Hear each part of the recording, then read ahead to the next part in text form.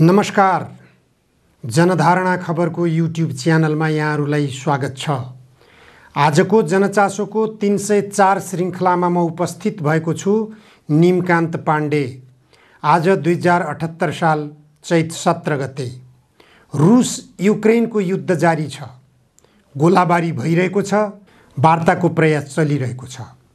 भोलि शुक्रबार फेरि रुस र युक्रेन बीच अनलाइन वार्ता हुने भएको छ। गत मंगलबार भौतिक उपस्थिति बीचमै वार्ता भएको थियो। वार्तामा कुरा मिलेन। युद्ध विरामका सन्दर्भमा रुसका तर्फबाट आफ्नो अडान, युक्रेनका तर्फबाट आफ्नो अडानका बीच वार्ता नमिलेपछि वार्ता टोली उठ्यो। 3 घण्टासम्मको वार्ताले पनि वार्तालाई टुङ्गोमा पुर्याउन सकेन। भोलि शुक्रबार अप्रिल 1 हो।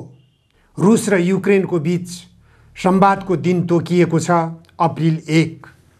यस दिन झुट बोल्ने दिनको रूपमा चर्चित दिनलाई सत्य बोल्ने दिनको रूपमा पनि रुस र युक्रेनको संवादले परिणत गर्न सक्ला। आशा गरौँ यी दुई बीच संवाद हुनेछ र संवादले युद्ध विरामको संकेत गर्नेछ। तर रुसी वार्ताकारहरूले यो त्यति सजिलै स्वीकार गरेको देखिँदैन। युक्रेनका तर्फबाट जेलेन्स्की र रुसका राष्ट्रपति भ्लादिमिर पुटिन बीच संवाद हुने भनेर प्रस्ताव राखिएको छ। तर रुसका तर्फबाट यो प्रस्तावलाई त्यति सहजै स्वीकार गरिएको छैन।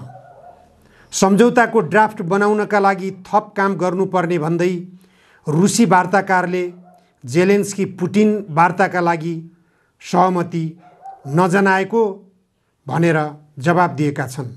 रुसी वार्ताकार डेभिड आराखामियाका अनुसार मंगलबार टर्कीको इस्तानबुलमा भौतिक उपस्थितिमा भएको वार्ताले दुई नेता बीचको वार्ताको सम्भावनालाई बलियो बनाउनेतर्फ प्रगति गरेको छ। आराखामियाले भनेका छन् दुई देशका नेता बीचको वार्ताको प्रस्ताव रुस पठाइएको छ। रुसी आक्रमणका कारण 1 करोडभन्दा बढी युक्रेनी नागरिक आन्तरिक वा बाह्य रूपमा विस्थापित भइसकेका छन्। अहिलेसम्म वार्ताका क्रममा उपलब्धि नभए पनि वार्तामा युद्ध अन्त्यका लागि निकै प्रयास भएको छ, तथापि ठोस सहमति भएको छैन। यसैबीच युक्रेनका राष्ट्रपति जेलेन्स्कीले आफ्नो देश हाल टर्निङ पोइन्टमा रहेको जनाएका छन्। उनले आक्रमण कम गर्ने रुसी बाचामा पनि विश्वास गर्न सकिने अवस्था नरहेको जनाएका छन्। टेलिभिजन मार्फत जेलेन्स्कीले गरेको सम्बोधनमा हामी कसैलाई विश्वास गर्दैनौँ। युद्ध मैदानमा वास्तविक अवस्था देखिन्छ। त्यहाँ हुने परिवर्तन नै मुख्य कुरा हो। हामीले कुनै पनि चिज दिने छैनौँ। आफ्नो देशका रक्षकहरूले गरेको प्रतिरक्षाका कारण रुसी आक्रमणकारी पछि हट्न बाध्य भएको उनले दाबी गरेका छन्। तथापि जेलेन्स्कीले अमेरिका र बेलायत लगायतका नेटो गठबन्धनका राष्ट्रहरूसँग मलाई सहयोग गर, रुससँग लड्न म एक्लै नसक्ने भएँ भनेर हारगुहार पनि गरिरहेका छन्। एकातर्फ भने टेलिभिजनबाट यस्ता खालका सन्देश पनि जेलेन्स्कीले प्रसारण गर्ने गरिरहेका छन्। जेलेन्स्कीको यो रोदनले पनि स्पष्ट गर्दछ उनी हतप्रभ भइरहेका छन्।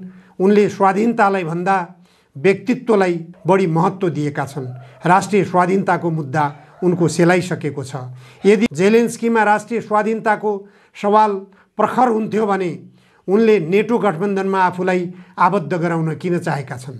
उनले युरोपियन युनियनको सदस्यको रूपमा आफूलाई राख्न किन चाहेका छन्? यसैबीच अमेरिका र बेलायतले पुटिनका विरुद्ध अनावश्यक भ्रम फैलाउने प्रचार पनि गरिरहेका छन्।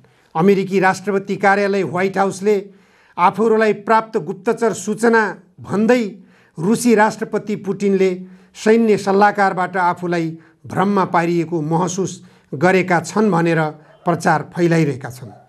सोही कारण पुटिन र सैनिक नेतृत्वबीच तनाव सिर्जना भएको दाबी व्हाइट हाउसले गरेको छ।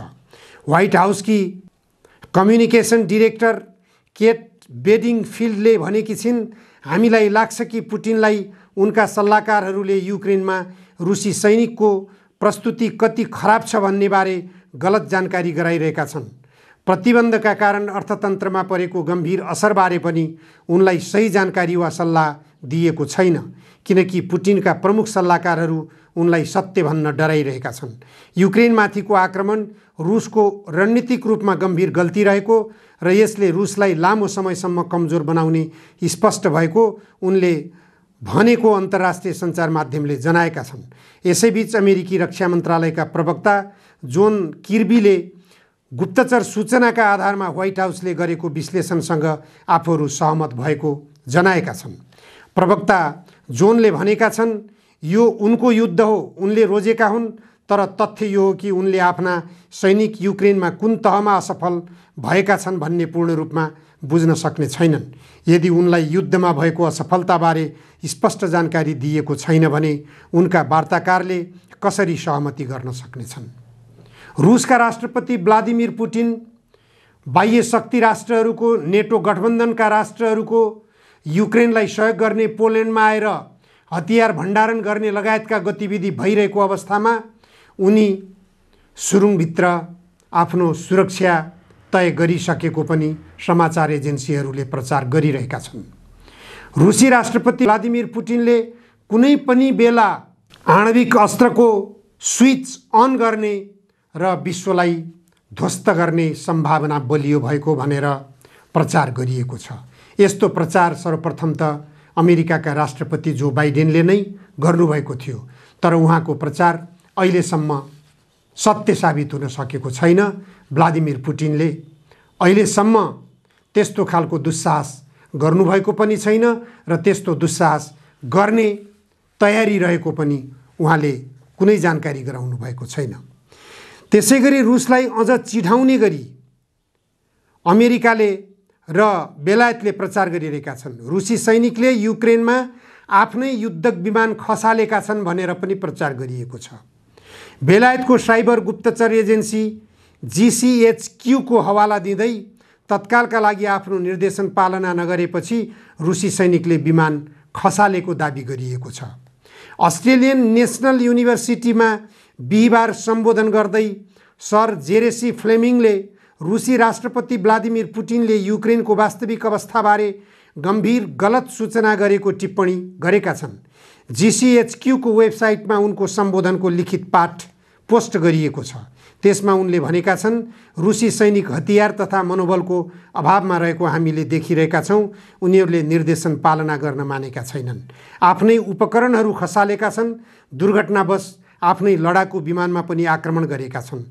रुसले साइबर आक्रमण मार्फत युक्रेनलाई विचलित पार्ने प्रयास गरिरहेको पनि GCHQ ले दाबी गरेको छ।